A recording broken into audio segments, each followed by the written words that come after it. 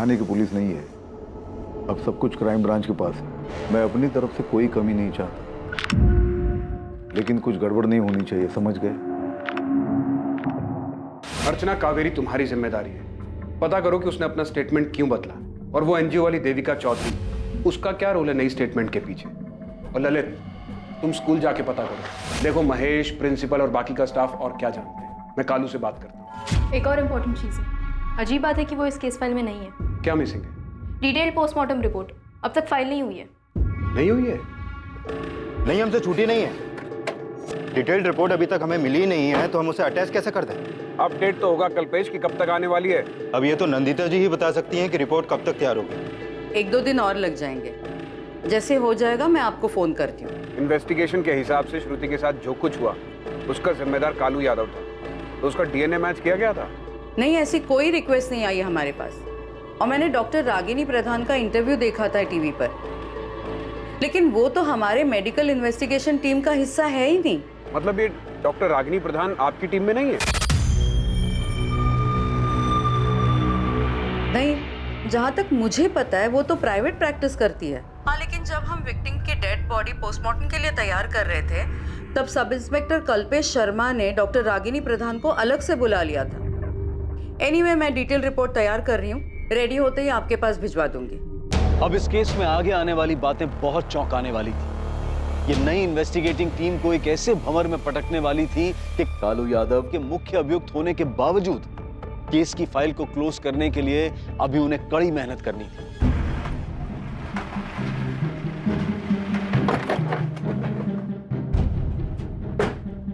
कावेरी में तो हाँ, अर्चना कश्यप, क्राइम ब्रांच से। आपको आपकी बेटी के केस के बारे में दोबारा नई टीम से जांच करवानी थी ना? जी। अब वो जांच हम करेंगे। प्रमीला यादव। जी।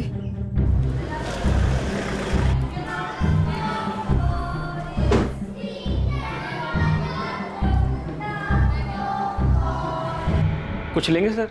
चाय, कॉफी? सीसीटीवी फुटेज जो पहली टीम को नहीं दिए थे आपने। और सीसीटीवी तो अभी लगना शुरू हुआ है श्रुति का केस होने के बाद, और सब जगह लगवा रहे हैं। आप चाहें तो चेक कर सकते हैं। महेश, मुझे 5 मिनट में तुम, निधि दहिया और दक्षा जायसवाल एक साथ यहाँ पर चाहिए। 5 मिनट में तो नहीं हो पाएगा, बच्चों की क्लास चल रही है। कब खत्म होगी क्लास? अरे ऐसे कैसे कह रही है? आपके फोन नहीं आया था? एक सेकेंड, ये मेरा फोन देख लीजिए। इसमें आपको वो नंबर मिल जाएगा जिससे फोन आया था, बताया गया था कि मेरी बेटी के साथ जो है उसमें किशन भंडारी का ही हाथ है। इसकी कोई ज़रूरत नहीं है, ये नंबर हमारे पास भी है। फ़ोन पीसीओ से आया था और इसी पीसीओ से हमें भी एक कॉल आया था।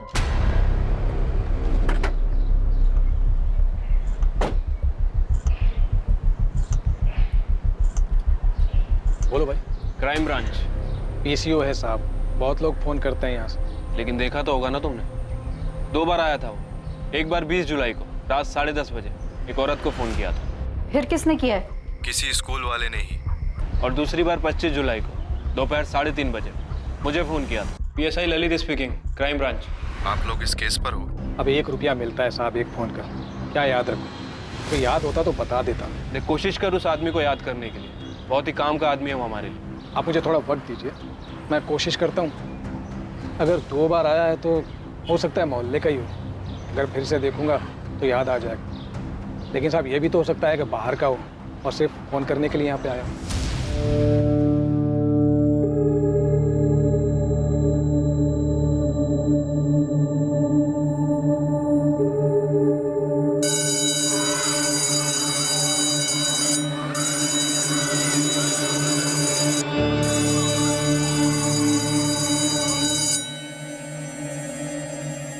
तूने अपने बयान में लिखा है कि जिस दिन श्रुति अकेली निशा के बिना घर पर आई और तेरी बीवी प्रमिला भी घर पर नहीं थी, उस दिन तूने श्रुति के साथ बहक गया था मैं साहब। श्रुति तो बहुत सुंदर दिखती है। बच्ची को अकेला देखकर संभाल नहीं पाया अपने आप को। ऐसा नहीं करना चाहता था, लेकिन हो गया। गलत किया श्रुति के साथ।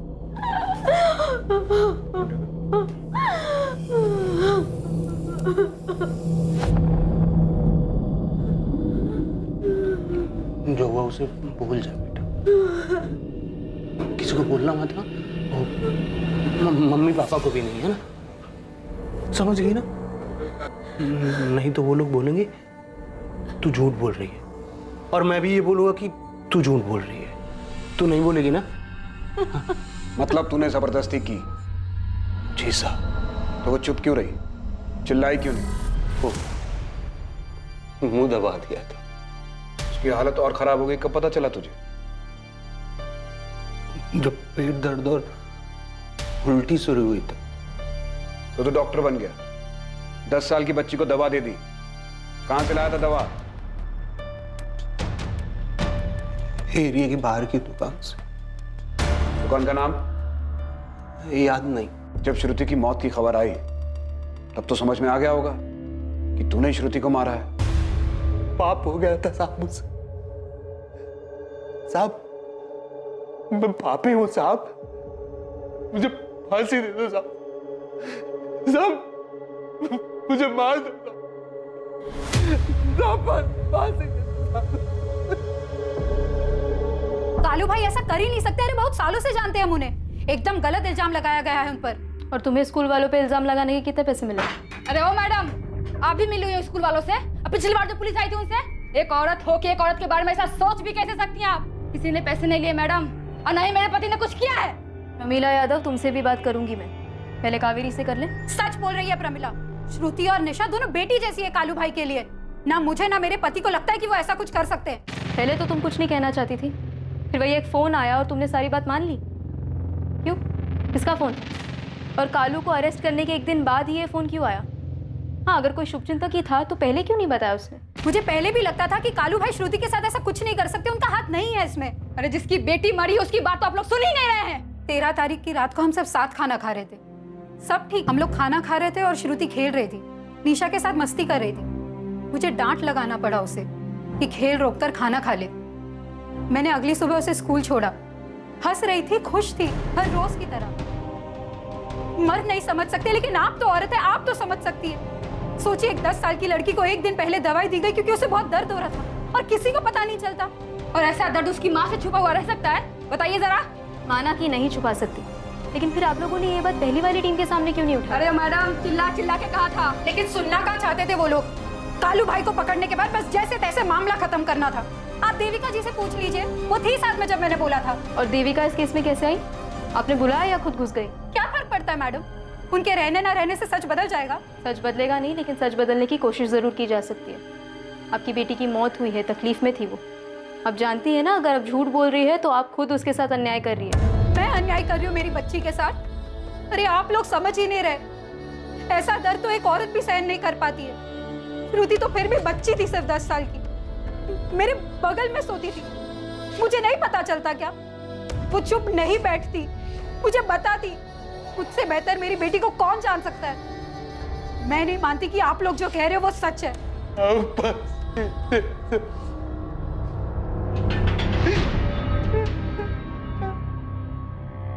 कालू तू सच बोल रहा है?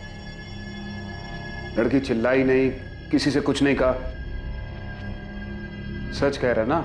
हाँ साहब, मैं गुनहगार हूँ साहब, हूँ मैं साहब, मुझे मार दो साहब, मुझे फांसी चढ़ा दो साहब, मैंने कर दो साहब।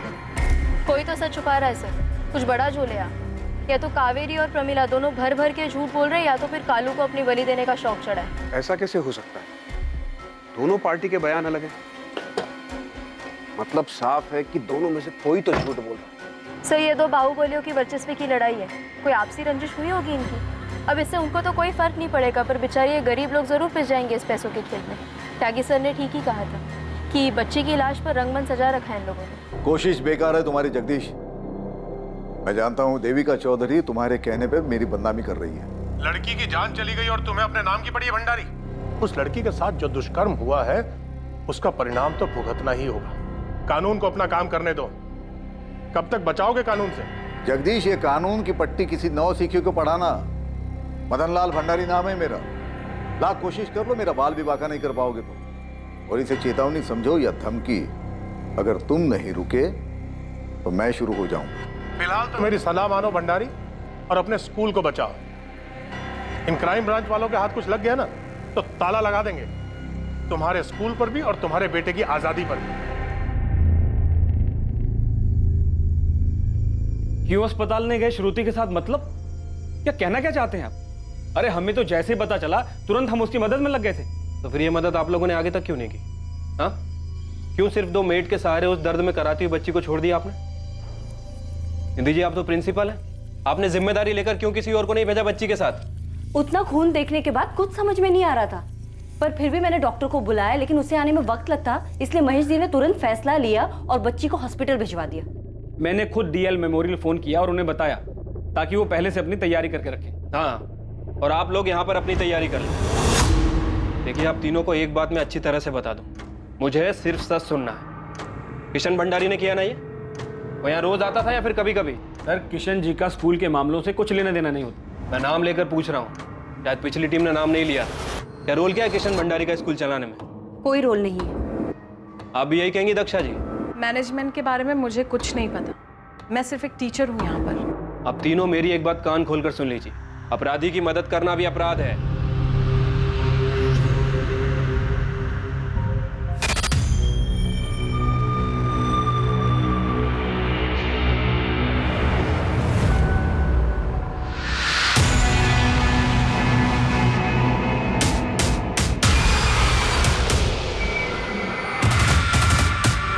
ये झमेला तुम ही देखो महेश, मैं रेजिग्नेशन दे रही हूँ। सोच लीजिए मैडम, ये 2 बाहुबलियों की आपस की लड़ाई है और बेवजह स्कूल को बदनाम किया जा रहा है। आरोपी तो जेल के अंदर है।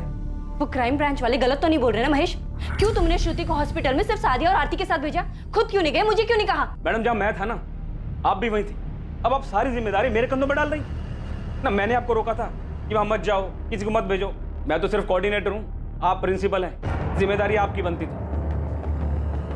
तो अब तहकीकात किस दिशा में करनी है ये भी आप लोग बताएंगे हमें। मैं तो आप लोगों को दिशा दिखाने की कोशिश कर रहा हूं ताकि आप लोग पहले वाली टीम की तरह भटके नहीं।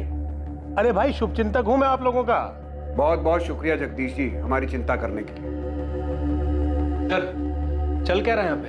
ये मदन लाल फोन करके बोल रहा है कि केस को गलत दिशा में मत ले जाओ। त्यागी ठीक ही कह रहा था, ये री इन्वेस्टिगेशन केस को घुमाने के लिए शुरू करवाया गया है। सब लोग अपना अपना मतलब पूरा करना चाहते हैं। सर, वो एनजीओ वाली देविका भी आई थी अर्चना से मिलने।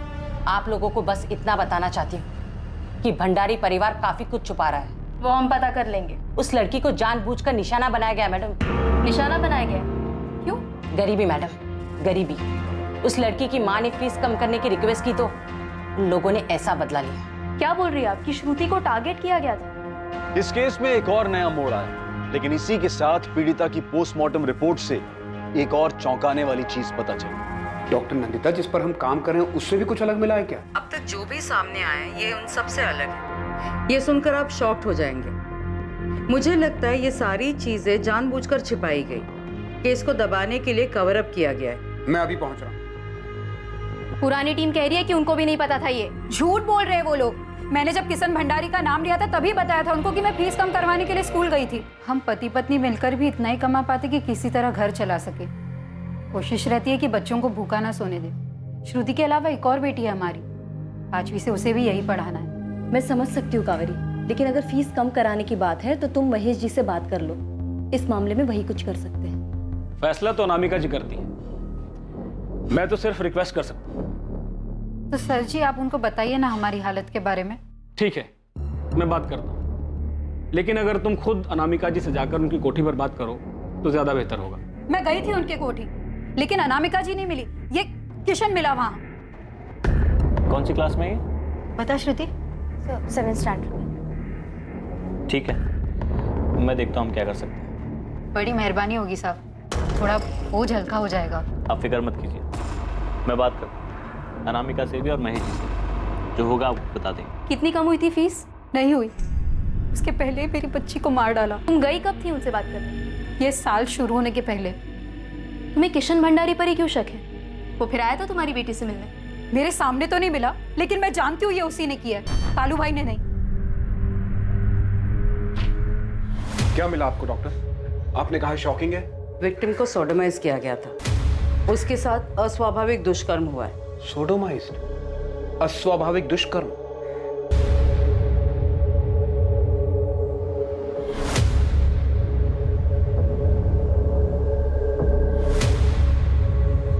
पूरे पोस्टमार्टम की हमने वीडियो रिकॉर्डिंग की है। इसके अलावा भी एक और चौंकाने वाली बात सामने आई ऑफिसर। विक्टिम की डेड बॉडी से हमें किसी पिल के कोई भी ट्रेसेस नहीं मिले।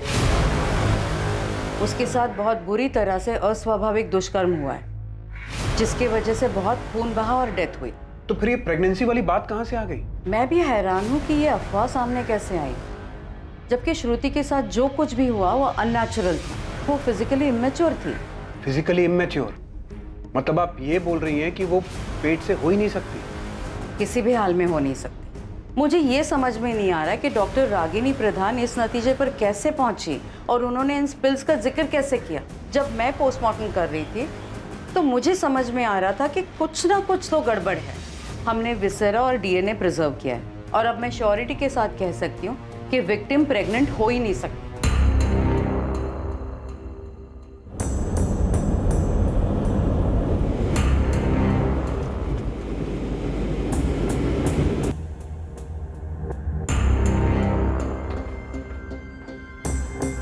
सर, श्रुति की मां कावेरी का कहना है कि वो श्रुति की स्कूल फीस कम करवाने के लिए किशन भंडारी से मिली थी और वो एनजीओ वाली देविका, उसने भी कहा है कि इसी वजह से श्रुति को टारगेट किया गया था।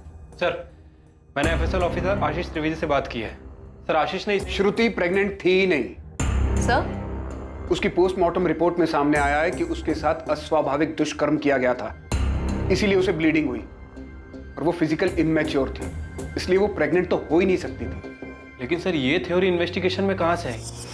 और अगर ये बात सच है तो फिर अभी तक हम लोग किस पर काम कर रहे थे? सर, अगर ब्लीडिंग अस्वाभाविक दुष्कर्म की वजह से हुई थी तो शायद उसके साथ जो हुआ था वो स्कूल में ही हुआ होगा, और वो भी ब्लीडिंग शुरू होने से थोड़ी देर पहले। बहुत से लोग शामिल हैं इसमें, सबने मिलकर खेला है नाटक। सबसे पहले तो डॉक्टर रागिनी प्रधान से मिलना पड़ेगा और उस एफएसएल ऑफिसर से भी। कैसे मिले उन्हें टॉयलेट में अंश? कैसे पहुंचे इस थ्योरी पे जो पॉसिबल ही नहीं है? 4 बजे आ जाइए। आप ऐसे अंदर कैसे आ गए? Crime branch. देखिए ऑफिसर, अभी मेरा पेशेंट देखने का आपने 10 साल की बच्ची को प्रेग्नेंट कैसे बताया?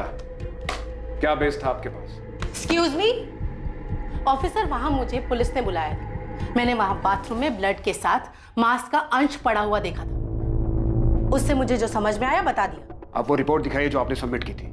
रिपोर्ट? कौन सी रिपोर्ट? मैंने कोई रिपोर्ट नहीं दी। मैंने पुलिस से सिर्फ इतना कहा था कि इस बात की संभावना है उस बच्ची को पिल्स दिए गए थे, जिसकी वजह से मांस का टुकड़ा बाहर आ गया था। आपने इतने सेंसिटिव केस में संभावनाओं पे थ्योरी खड़ी कर दी।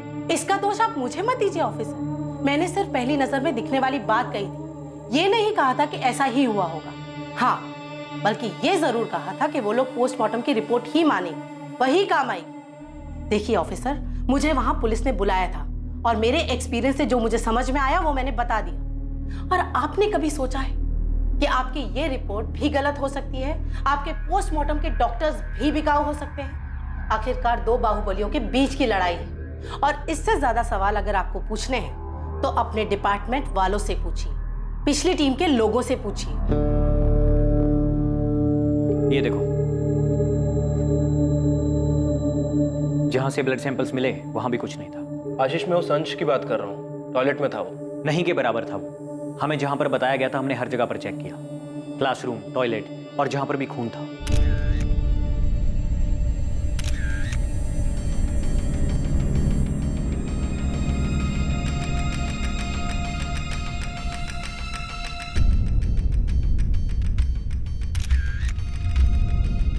मैं जानता हूं कि तुम उस अंश के बारे में बात कर रहे हो जो टॉयलेट से मिला था, लेकिन मुझे लगता है वैसा है नहीं जैसा बोला जा रहा था। मैंने डॉक्टर नंदिता से बात की कि विक्टिम के साथ ऐसा दुष्कर्म नहीं हुआ था। आशीष, ऐसा भी तो हो सकता है कि कोई गलती हुई हो, सीन को क्रिएट किया गया। ये मैं नहीं बता सकता। हम उन्हीं चीज़ों को जांचते हैं जो क्राइम सीन से मिली होती हैं। इसमें मैं क्या सीन क्रिएट कर सकता हूँ? उसके साथ अस्वाभाविक तरीके से दुष्कर्म हुआ था। बहुत बुरे तरीके से हुआ था। डॉक्टर जयदेव का मानना है कि जिस अंश के बारे में बात हो रही है वो आंतों का टुकड़ा हो सकता है। आंतों का टुकड़ा?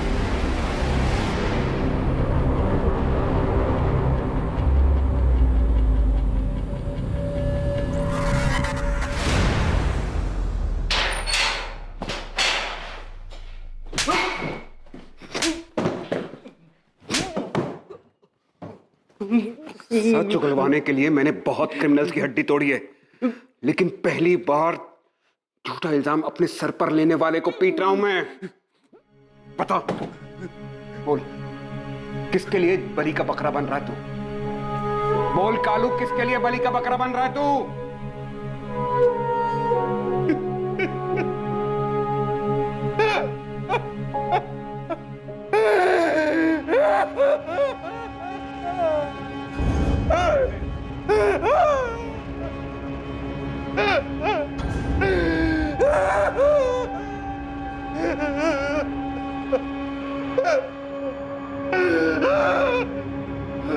पानी पी।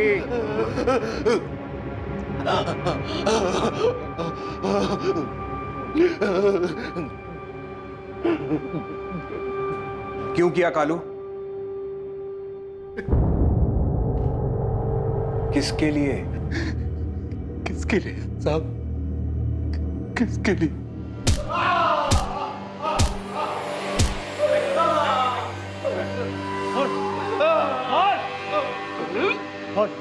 तूने किया ना रेप? हाँ? तूने किया ना? पहले वाले साहब दिन रात मारते थे, ऐसा लिटा के, पता नहीं कैसे कैसे साहब कहाँ कहाँ मारा है साहब, हम दिखा भी नहीं सकते आपको। वो बड़े साहब ने मुझे बताया कि मैंने क्या किया, तोते के जैसे रटा दिया। किसी ने भी नहीं सोचा कि उस बच्ची को मैं बहुत ज्यादा प्यार करता था, अपनी बेटी के जैसे। मेरी बात किसी ने नहीं मानी, किसी ने नहीं मानी सब। लेकिन मैंने तो नहीं मारा तुझे, आराम से पूछा था, फिर सच क्यों नहीं बोला तू? वो साहब लोग भी आते थे तो यही बोलते थे, लेकिन अगर मैंने कुछ किया हो तो बताओ। वो पूछते थे फिर मारते थे, पूछते थे फिर मारते थे। परेशान हो गया था, मैंने तो उम्मीद छोड़ दी, इसीलिए वही आपसे बता दिया साहब। अरे बाहर जाके मैं करूंगा भी क्या? दुनिया की नजरों में हजारों सवाल होंगे, सब बलात्कारी कहेंगे मुझे, अपनी बेटी का ही बलात्कार। अपने घर वालों से कैसे नजर मिलाओगे साहब? उम्मीद मत छोड़ कालू। श्रुति की मां कावेरी ने भी यकीन नहीं किया कि तू ऐसा कुछ कर सकता है। तुझे पकड़ा तो उन लोगों ने हंगामा कर दिया। हम इस केस की जांच फिर से कर रहे हैं। तो आप लोग मुझे बचा लेंगे? तुझे तुरंत तो नहीं छुड़वा सकता, क्योंकि चार्जशीट में तेरा इकरारनामा है। लेकिन इतना भरोसा रख कि अब कोई तेरा बाल भी बांका नहीं कर पाएगा। ललित, पूरी भंडारी फैमिली, सारे स्कूल स्टाफ को उठा लो। प्रिंसिपल, टीचर्स, कोऑर्डिनेटर, कोई नहीं छूटना चाहिए।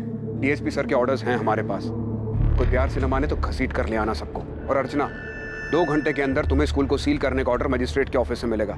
सबसे पहले हमें स्कूल को अच्छे से छानना होगा। ठीक है सर। सर, श्रुति के बगल में बैठने वाली लड़की प्रिया, उसे बुला लूं?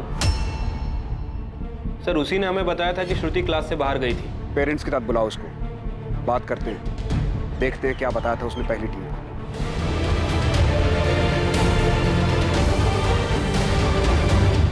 मेरी तरफ इशारा कर रहे हो माथुर? इशारा नहीं कर रहा हूं त्यागी, सीधे सीधे पूछ रहा हूं। इस केस में तुमने अपराधियों के साथ मिलकर काम किया? जो मुंह में आए बको मत, सोच समझ कर बोलो। हमने वही किया जो इन्वेस्टिगेशन में पता चला। और ये पोस्टमार्टम की रिपोर्ट तो अभी आई है ना? क्या अब तक हम हाथ पर हाथ धरकर बैठे रहते? खेल खेल रहे हैं ये लोग। तुम क्यों चिढ़ रहे हो कल्पेश? तुम्हारा खेल बिगड़ गया इसके लिए? मिली भगत सामने आ गई सबकी। अब ये भी बता दो कि डॉक्टर रागिनी प्रधान कहां से आ गई इसमें? सुना वो तुम्हारी जान पहचान वाली है? मेरी जान पहचान वाली है, इसीलिए अर्जेंट में आई, क्योंकि टॉयलेट में कुछ पड़ा हुआ मिला था और वो बहुत बड़ा सबूत साबित हो सकता था। पानी में बह सकता था, वेस्ट हो सकता था।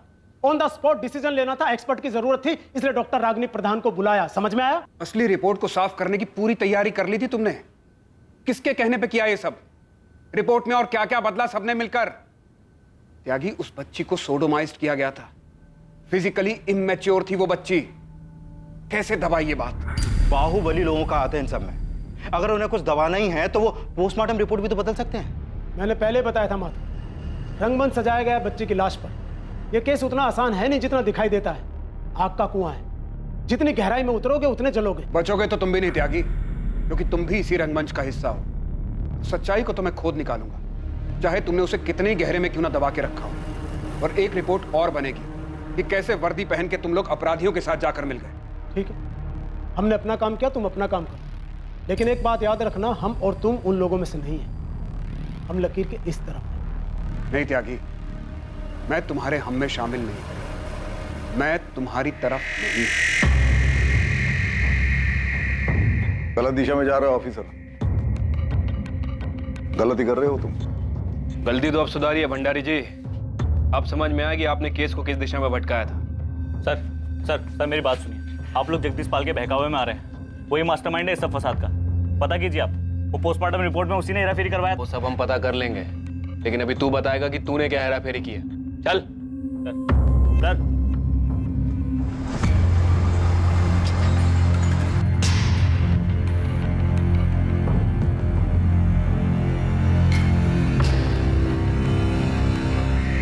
आपकी बच्ची की मौत का इस्तेमाल कर रहे हैं लोग कावेरी जी।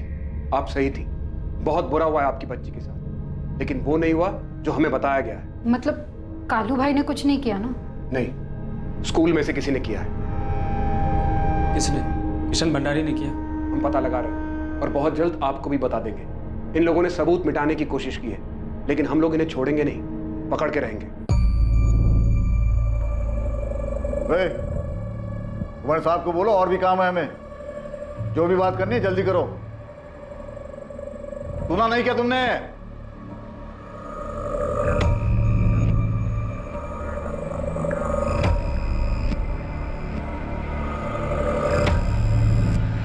प्रिया, क्या देखा था आपने? श्रुति दक्षा मिस की क्लास के पहले बाहर गई थी। कहाँ गई थी बेटा? पता नहीं अंकल, मैं क्लास में थी, लेकिन मुझे लगा उसको किसी ने बुलाया था। मैंने ये बात पहले भी बताई थी।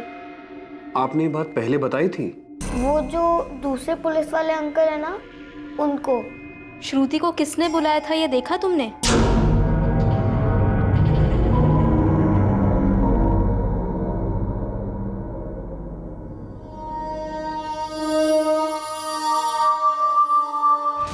कौन था वो प्रिया? किसने बुलाया था? किशन भंडारी था? तुम किशन भंडारी को जानती हो ना? नहीं, पर मैंने देखा नहीं कि उसे किसने बुलाया था। डरो मत बेटा, हम जानते हैं वो कोई स्कूल वाला ही था, है ना? कौन था वो? पता नहीं अंकल, पर मैंने सच्ची में नहीं देखा।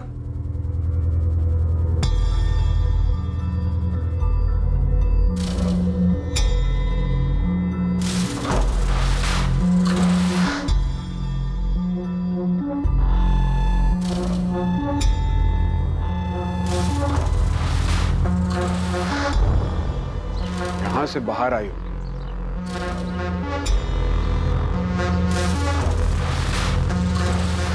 सर, इस तरफ तो क्लासरूम्स हैं, बहुत ज्यादा बच्चे होंगे, हो सकता है कि इस तरफ गई हो।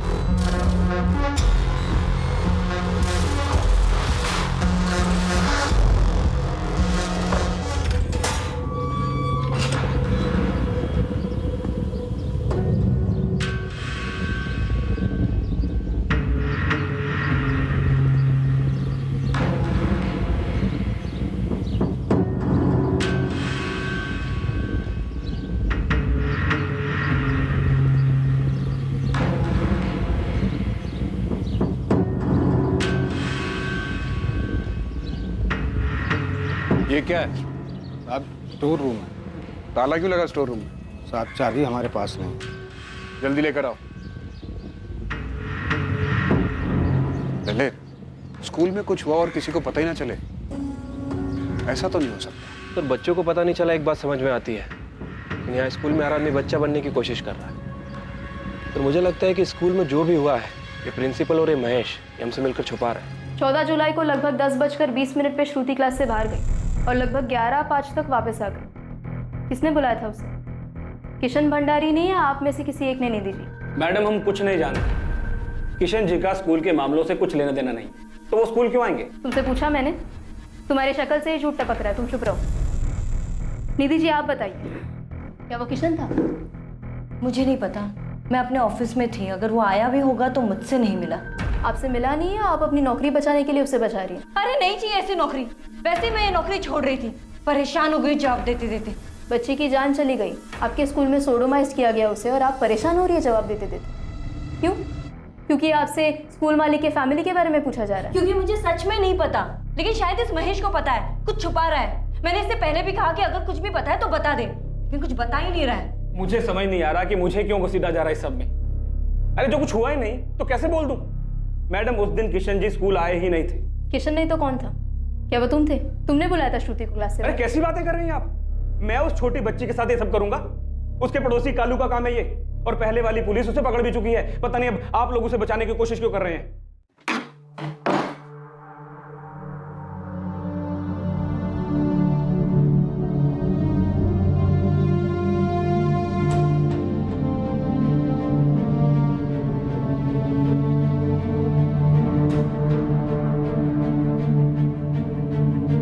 इस कमरे से कभी कोई सैंपल ही नहीं लिया गया सर, शायद इसीलिए फॉरेंसिक रिपोर्ट में इस कमरे का कोई जिक्र ही नहीं है। इस कमरे पर किसी का ध्यान ना जाए इस बात की पूरी कोशिश की गई होगी। इस कमरे की आखिरी बार सफाई कब हुई थी? 14 जुलाई को, लड़की को हॉस्पिटल भेजने के बाद। साहब मुझे कुछ नहीं पता, मैंने इस कमरे को नहीं साफ किया है। तो फिर किसने की थी? पता नहीं साहब, यहाँ ताला लगा हुआ था। जो अब तेरी जबान पे लगा है। देख हरी, हम जानते तुझे सब पता है। उस बच्ची को इसी कमरे में लाया गया था ना? मैं सच बोल रहा हूँ साहब, मुझे कुछ नहीं पता है, मेरा यकीन कीजिए साहब।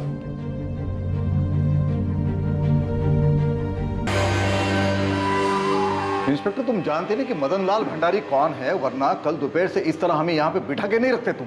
जब तक तुम सच नहीं बता देते तुम यहाँ से बाहर नहीं जाओगे मदन लाल। किशन तुमने किया ना उस बच्ची के साथ? और ये भी बताना कि तुम लोगों ने मिलकर कैसे सब कुछ मैनेज किया। हमारा दिमाग तो सही है इंस्पेक्टर। किशन लाल भंडारी, उस बच्ची को कहाँ बुलाया तूने? स्टोर रूम में ना? क्यों फर्जी कहानी बना रहे हैं आप लोग? हाँ, मेरे पापा का नाम खराब करने के लिए, मुझे फंसाने के लिए? सर सच यही है कि मैं वहाँ गया ही नहीं था, मैं स्कूल नहीं गया था, मैं वहाँ जाता ही नहीं हूँ सर। और इस नई कहानी के लिए तुमने और तुम्हारी पोस्टमार्टम टीम ने जगदीश से कितने लिए हैं? तुमने कितने दिए थे इंस्पेक्टर त्यागी, सब इंस्पेक्टर कल्पेश और डॉक्टर रागिनी प्रधान को? तुम नहीं जानते मैं क्या कर सकता हूँ। ये क्राइम ब्रांच है, यहाँ हम जो चाहें वो कर सकते हैं तुम्हारे और तुम्हारी फैमिली के साथ। तुम कुछ नहीं कर पाओगे। नामिका भंडारी, माना किशन भाई है तुम्हारा, लेकिन इसने 10 साल की छोटी सी बच्ची के साथ हैवान जैसा सलूक किया है। फिर क्यों बचा रही है इसे? कुछ नहीं किया है मेरे भाई ने। इंस्पेक्टर तुम जब तक तुमसे ना पूछूं चुप रहो।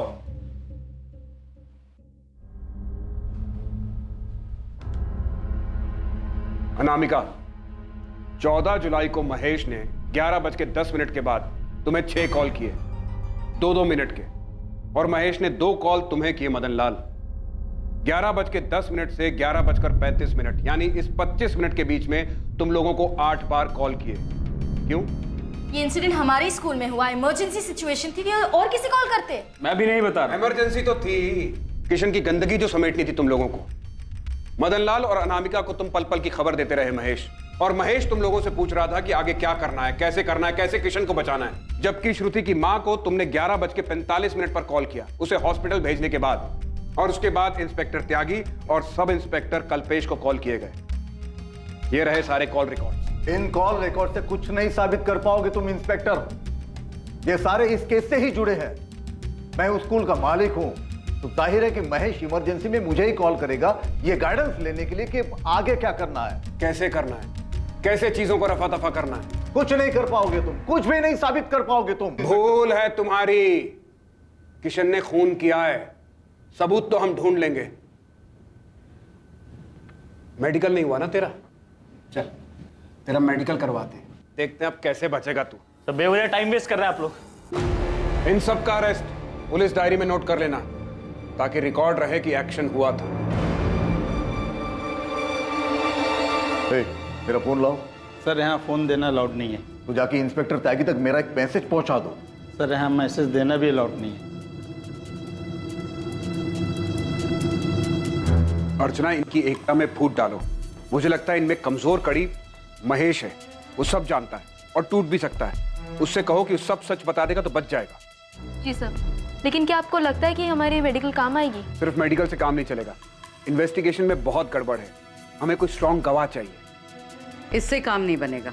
लेकिन डॉक्टर नंदिता, उसने जबरदस्ती किया था बच्ची के साथ, तो उसके प्राइवेट पार्ट पर इंजरीज आई होंगी। बिल्कुल आई होगी, पर आज की तारीख देख रहे हैं आप। इंसिडेंट 14 जुलाई को हुआ था, अच्छा खासा टाइम बीत चुका है।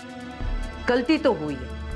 पहली वाली टीम ने पब्लिक प्रेशर में आके उसे कस्टडी में तो लिया, लेकिन किशन का मेडिकल नहीं कराया, वरना सच कब का सामने आ जाता। श्रुति की बॉडी से आप लोगों को कोई डीएनए, कोई सेमेन कुछ मिला? कैसे मिलता माथुर, बहुत खून बह चुका था, और ऊपर से वो 2 मेड्स, उन्होंने सफाई में कोई कसर नहीं छोड़ी थी। अब हमें भी कोई कसर नहीं छोड़नी चाहिए। ये लोग इतनी आसानी से मुंह खोलने वाले नहीं है। खेल खेला इन्होंने, हम भी खेल खेलेंगे। वो महेश ही अर्चना, हमें जो चाहिए वो महेश ही दे सकता है। महेश को ऑफर दो कि सरकारी गवाह बन जाए, उस सब कुछ बता दे तो बच जाएगा। सिर्फ यही एक तरीका है। हमें किशन को पकड़ने के लिए कुछ स्ट्रॉन्ग सबूत चाहिए। केस में हुई गड़बड़ असली मुजरिम को बाहर जाने का रास्ता देने के लिए की गई लग रही थी। लगातार इंटेरोगेशन के बाद भी संदिग्धों की चुप्पी असली आरोपी और पुलिस के बीच दीवार बनकर खड़ी थी। महेश चतुर्वेदी, जो शायद इकलौता ऐसा इंसान था जिसे इस अपराध के बारे में सारी जानकारी है, वो अपनी जुबान से टस से मस नहीं हो रहा था और किसी भी हालत में कुछ भी बताने के लिए तैयार नहीं था। किशन भंडारी के मेडिकल से भी कुछ मिलने की आस बहुत कम थी। मैंने कहा था इससे काम नहीं बनेगा, आप लोगों ने बहुत देर कर दी। किया तो उसी ने है, जमकर कूटेंगे तो मान भी लेगा। तो कोर्ट में पलट जाएगा, तब क्या करेंगे आप? स्टोर रूम का क्या हुआ?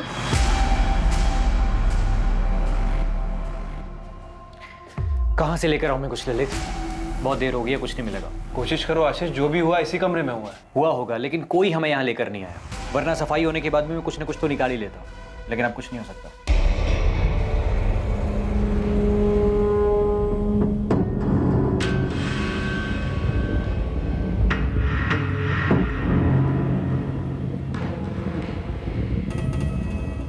नहीं किया तूने, कुछ नहीं होने दूंगा तुम्हें। बस 1-2 दिन रुक जा, बेल हो जाएगी हमारी।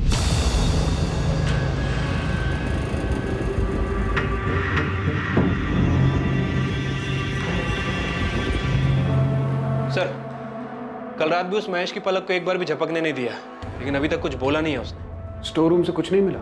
नहीं सर, फॉरेंसिक ने 6 घंटे मेहनत की, लेकिन। और उस फोन पर इंफॉर्मेशन देने वाले का, जिसने हमें और कावेरी को कॉल किया था? पीसी वाले मुस्ताक को फॉलो अप कर रहा हूं मैं। मैम, अगर किशन स्कूल आया भी होगा तो मैंने उसे नहीं देखा। मुझे पता है इस सब में महेश शामिल है।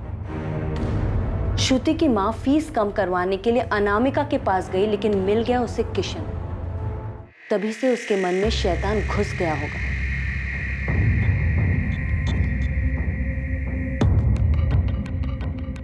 हमने भले ही उसे नहीं देखा, लेकिन किशन स्कूल जरूर आया होगा। क्राइम ब्रांच वाले बोल रहे हैं कि जो कुछ भी हुआ है वो स्कूल के स्टोर रूम में हुआ है। केस को किसी नतीजे पर पहुंचाने के लिए एक मजबूत सबूत की जरूरत थी, जिससे यह साबित हो सके कि किशन ही असली आरोपी है। जिस सबूत की जरूरत थी वो था तो, पर नजर नहीं आ रहा था। लेकिन अब आरोपी बहुत देर तक बचने वाला नहीं था। ये ड्रेस तो आप पहले ही देख चुके हैं, इसमें सिर्फ खून है। डॉक्टर नंदिता, हॉस्पिटल आते वक्त श्रुति ने ये ड्रेस पहना था? हाँ, इसी में आई थी वो। कैसे? क्योंकि क्राइम के वक्त तो उसने कुछ और पहना था। नहीं, ये कपड़े नहीं थे। ये ड्रेस लाने के पैसे तो मैंने दिए थे, लेकिन श्रुति ने स्कूल यूनिफॉर्म पहना था। स्कूल यूनिफॉर्म इतना खून खून हो गया कि हमने उसके कपड़े चेंज किए थे। बच्चे का पूरा यूनिफॉर्म, सारा कपड़ा खून खून हो गया है। तो एक काम कर, ये पैसे पकड़ और दूसरे कपड़े ले। तो फिर स्कूल यूनिफॉर्म कहाँ है? मुझे नहीं पता सर। क्या बोल रहे हो कल्पेश? दिया ही नहीं? हाँ सर, यूनिफॉर्म दिया ही नहीं था हमें। दिया नहीं था या डिस्ट्रॉय कर दिया त्यागी? लिमिट में रहो माथुर, ज्यादा हो रहा है। अगर ऐसा हुआ ना त्यागी, तो मैं भूल जाऊंगा कौन वर्दी वाला और कौन नहीं। सबूत मिटाने का चार्ज सब पर लगेगा। हमें यूनिफॉर्म कभी मिली ही नहीं, और अगर यूनिफॉर्म डिस्ट्रॉय हुई भी है ना तो उस महेश ने की होगी, जाकर उससे बात करो। हमने अपना काम ठीक से किया, हम पे कीचड़ मत उछालो। महेश, श्रुति की स्कूल यूनिफॉर्म कहाँ है? School uniform? मुझे नहीं पता। देख महेश, अब तक जितना तोड़ा है ना, वो सिर्फ ट्रेलर था, समझा? यूनिफॉर्म सच में कहा मुझे नहीं पता। अफरा तफरी का माहौल था, कहाँ गया मुझे क्या पता। सर, यूनिफॉर्म मिल सकता है।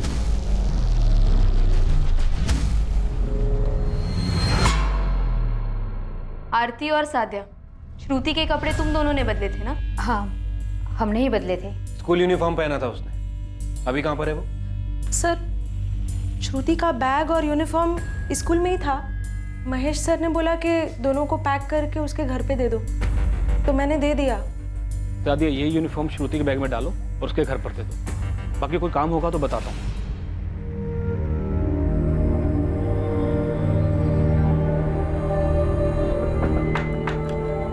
कावेरी बहन, ये श्रुति का बैग, कपड़े भी है इसमें।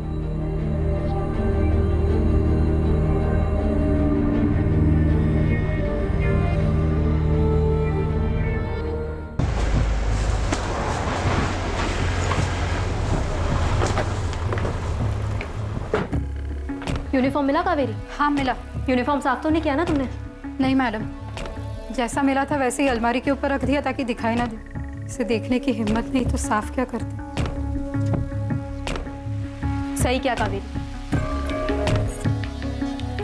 खून तो सूखा ही था, लेकिन अगर इसमें सीमन गिरा है तो मुझ पे छोड़ दो, मैं डीएनए निकाल कर आपको दे दूंगी। डू इट नंदिता, जो हो सके वो करो।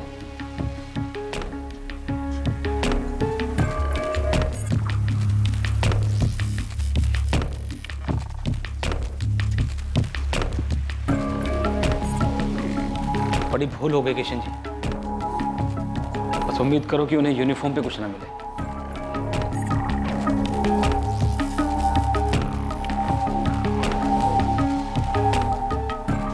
श्रुति, हाँ वो 7th क्लास में है ना, उसकी माँ को फीस कम करवाना था उसका। हाँ जानता हूँ। हाँ तो लेके आ उसको, मैं बात करता हूँ। ठीक है, बुलाता हूँ। हाँ ऐसे नहीं, स्टोर रूम में लेके आ।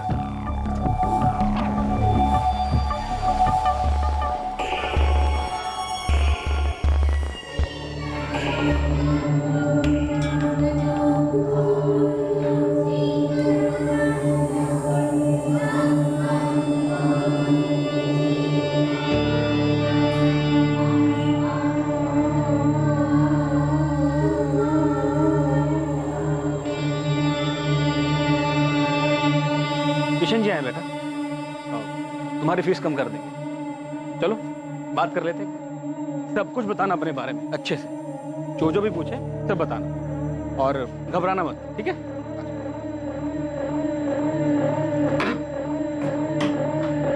चलो। Good morning sir. Good morning, कैसी हो तुम? मैं ठीक हूँ सर। आओ।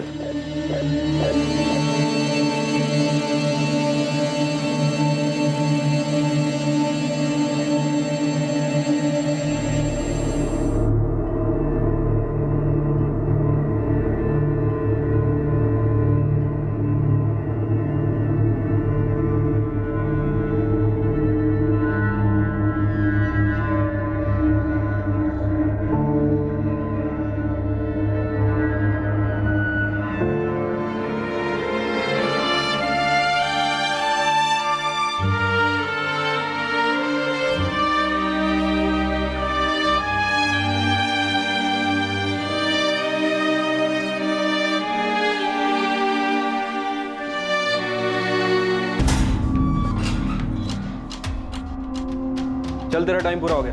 उठ, अरे उठ, चल।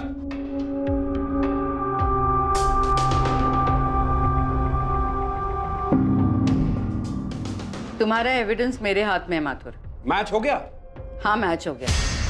श्रुति के कपड़ों से जो सीमन मिला था वो किशन भंडारी के डीएनए से मैच हो गया। मिल गया, उसी कमीने ने किया है। साइंटिफिक एविडेंस मिला है सर, इससे बेटर और क्या होगा। अब इस महेश और किशन को तबीयत से तोड़ते हैं और उसके बाद इन्हीं से क्राइम सीन रिक्रिएट करवाते हैं। ठीक है, करवाओ।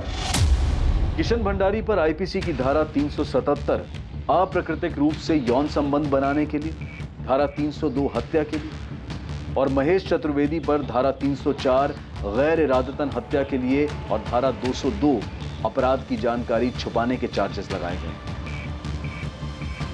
किशन भंडारी के पिता मोहनलाल भंडारी पर आईपीसी की धारा 109 अपराध करने को उकसाने के लिए और धारा 201 सबूतों से छेड़छाड़ के चार्जेस लगाए गए। पुलिस की पहली जांच टीम को सस्पेंड कर दिया गया और अपना कर्तव्य सही तरह से ना निभाने के कारण उनके खिलाफ जांच के आदेश दिए गए। कालू यादव को उस पर लगे सभी आरोपों से बाइज्जत बरी कर दिया गया।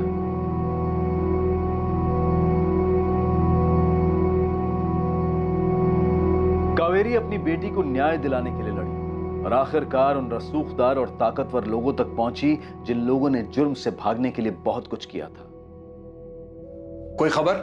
नहीं सर, पीसीओ वाले के पीछे लगा हूं, लेकिन जिस कॉलर ने किशन भंडारी का नाम आगे किया था उसके बारे में कुछ पता नहीं चल रहा है। कोई नहीं, केस को सही बंदे की तरफ घुमाने में बड़ी हेल्प की है उसने। नहीं भी पता चले तो ठीक है। सर वैसे मुझे लगता है कि कोई स्कूल से ही होगा, शायद उसकी इंसानियत जाग गई होगी और उसने हमें फोन कर दिया। वो कॉलर अब तक अज्ञात है, क्योंकि उस अज्ञात कॉलर ने अपनी जिम्मेदारी समझी, क्योंकि श्रुति की मां ने हार नहीं मानी और अपनी आवाज उठाई, क्योंकि कई संगठनों ने आम लोगों का साथ दिया और केस को री इन्वेस्टिगेट करने की उनकी आवाज को बुलंद किया। नतीजा यह हुआ कि कानून की पकड़ से दूर जा रहे और सबूतों को मिटा चुके असली अपराधी पकड़े गए, वरना इस केस में एक गरीब निर्दोष की बलि चढ़ाने की पूरी तैयारी कर ली गई थी। हम उस इन्वेस्टिगेटिंग टीम की सराहना करते हैं जो इतनी बाधाओं से लड़ते हुए मामले की गहराई तक गई और असली आरोपियों को पकड़ने में सफल रही। हमारा सिस्टम ऐसे ही समर्पित और निष्ठावान लोगों के प्रतिबद्ध और सतर्क रहने से चलता है। अब मैं अनूप सोनी आपसे विदा लेता हूं। कल रात 11 बजे आपसे फिर मुलाकात होगी एक और नए केस के साथ। और याद रखिए, क्राइम और आपके बीच में सिर्फ इतना फर्क है कि आप कितने सतर्क हैं। सतर्क रहें, सुरक्षित रहें।